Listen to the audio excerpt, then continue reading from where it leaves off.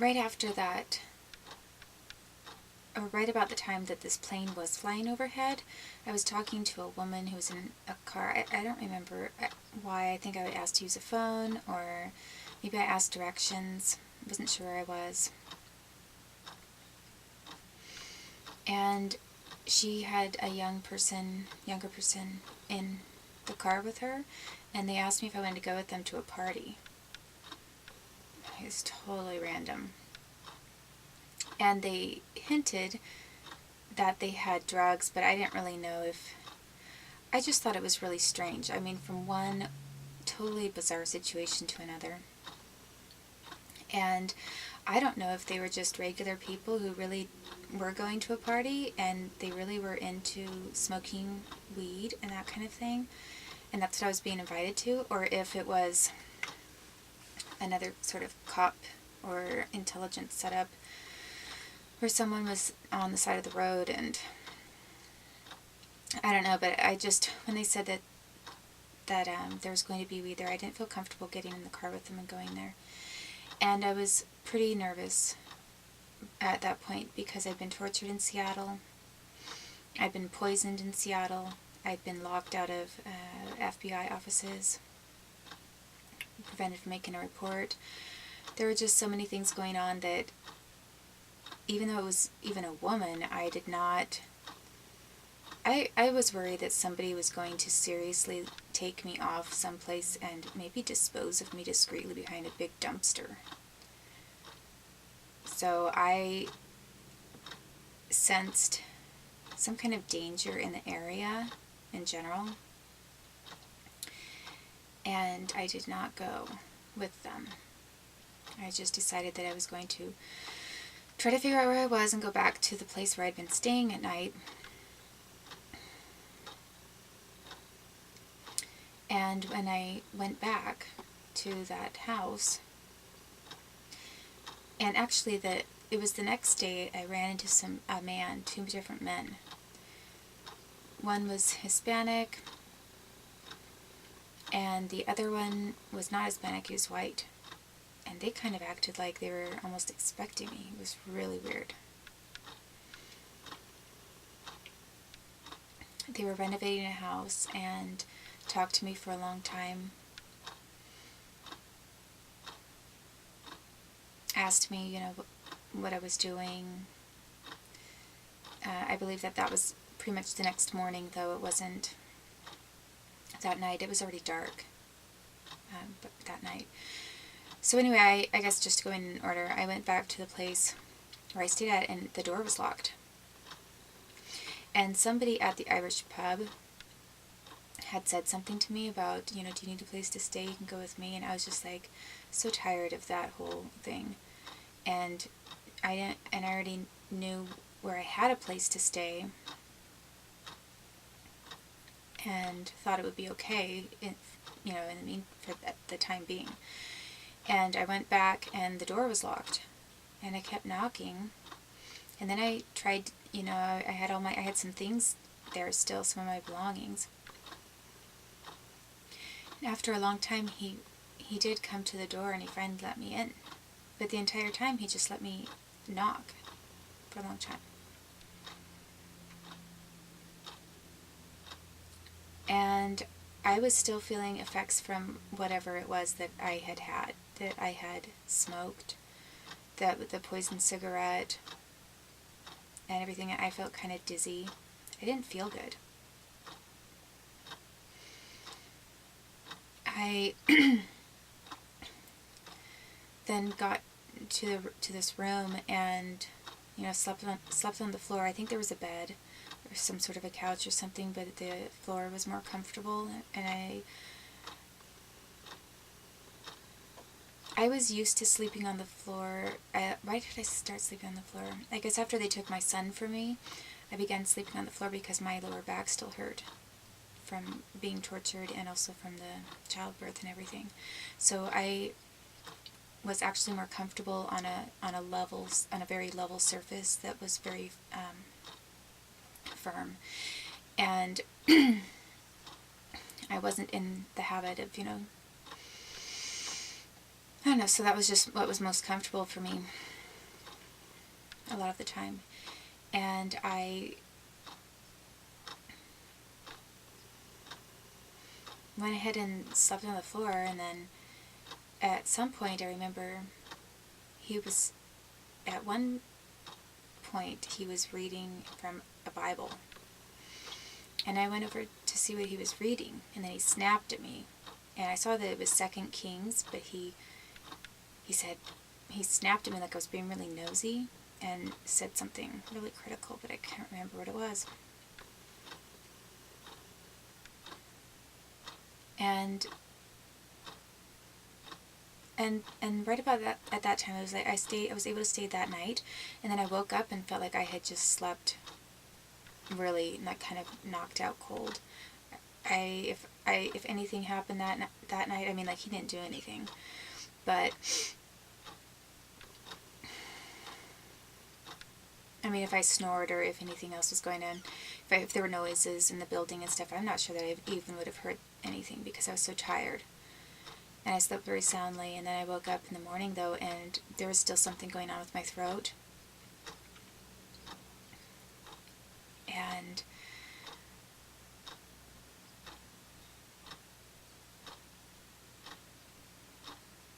I feel like I'm mixing one point up, though, because right after, well, no, I guess that was still, yeah, so, for some reason I was thinking that right after this, some kind of a poisoning, I was then going to Bainbridge right away. But I think that I was just really sick and I had this weird thing going on. And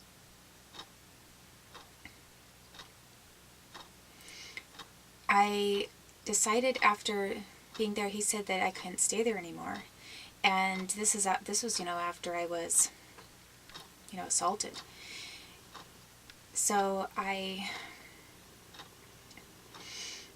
left the very next morning, and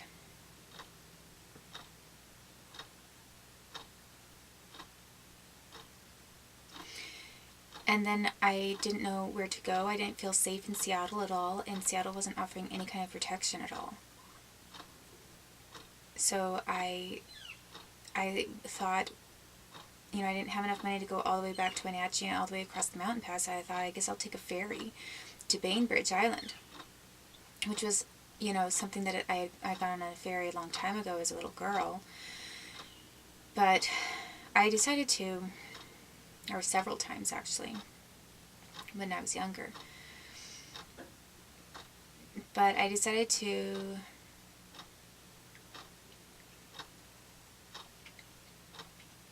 take the ferry to Bainbridge and look around, and maybe I actually thought that I just thought maybe if it's an island it'll be a little bit safer, and maybe I can find work there too, because honestly, wherever I ended up, I was looking hard for work. I spent an inordinate amount of time looking for work. And so I got off the ferry, and this man gave me a ride in the taxi, and yeah, I guess it was the taxi driver possibly, who then gave me his business card and said, call me if you have any emergency or you need any kind of help at all. And as soon as I got into the taxi, I said, can you drive me to a bar? I need to get to a bar. Which totally sounds like some weird alcoholic thing. And I don't really know why I was saying I really need to go to a bar. Because it wasn't like, I wasn't dependent upon drinking. One thing that was different when I got in Wenatchee and I was trapped to be in Wenatchee, I would sometimes go to the liquor store and buy one of those small little mini alcohol things, like a little tiny flask. I might buy one or a couple of those and have just sort of a cheap drink, because there was really nothing else to do in the town, and I didn't feel comfortable going to any of the bars and socializing after things that had happened to me there.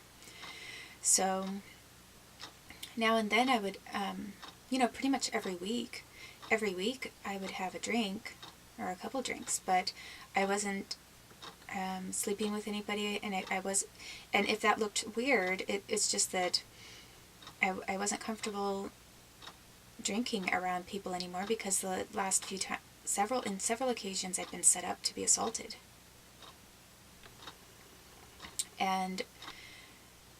And really, I don't think there's anything wrong with having a beer now and then, or some people have a glass of wine every night with their dinner. And for me, I just had, I had a couple of drinks during the week now and then. But I am not exactly sure why I wanted him to go straight to a bar, but I said, "Can you stop at the bar real quick? I need to grab a drink." And it wasn't an alcoholic kind of a compulsion at all. For some really weird reason, I must have, somehow my body must have known that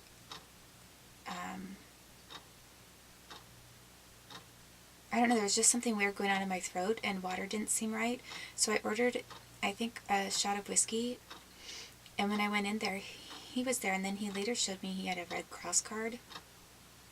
But I mean, anybody can carry a Red Cross card for any number of reasons, and I don't remember why he had one. And he talked to the bartender too. He knew who the bartender was because he was familiar with the area, because he worked there and it's a small island.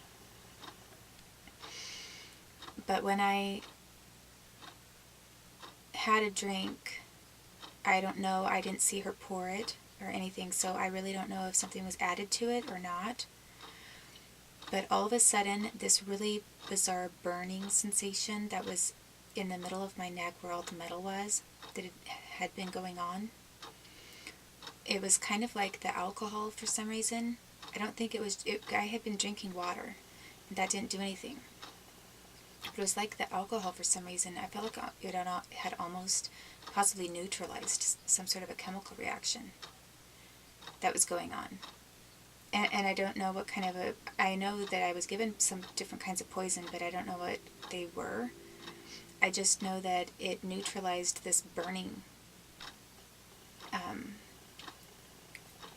ongoing burning feeling in my mouth, or my throat.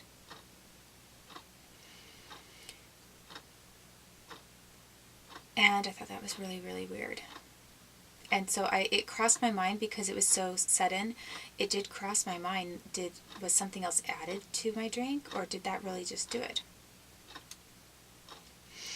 And then after I had it, I think I even was so shocked that I then talked to him about it. I maybe brought it up and said, this is really weird, because I got this poison cigarette, or whatever I said. And then I said, and I just had that drink, and now for some reason, like, this sensation's gone away. But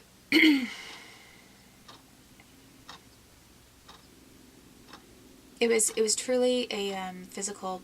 There was something like very seriously physically happening to me. I mean, in a way, it's almost like, I think it was almost like the metal parts that were in my neck. It was sort of like they were melting, or like there was a chemical reaction that was causing a corrosion of the metal in my neck. Maybe some of the bone in my neck. I don't know. And then he took me to a hotel. I needed to get a hotel. I ended up at this one hotel, and they said I couldn't stay there, and they were French. I remember both he and she were French, and I had this feeling that they worked for some kind of intel, but I didn't know who. I didn't know if it was Canada or if it was U.S. But they said I couldn't stay there. And they said, why don't you go to this other place? So he drove me to this other place, and I tried to get a room there. And I did get a room, and then the next morning I woke up. I just went to bed, and I was tired, and I thought I'll figure things out in the morning. I went to bed, and I woke up the next morning, and I had pigmentation changes all up and down my arm. And I thought at first I thought that it was from the poisoning. But then, because I know some kinds of pigmentation discolorations can happen because of technology, and less than lethal weapons.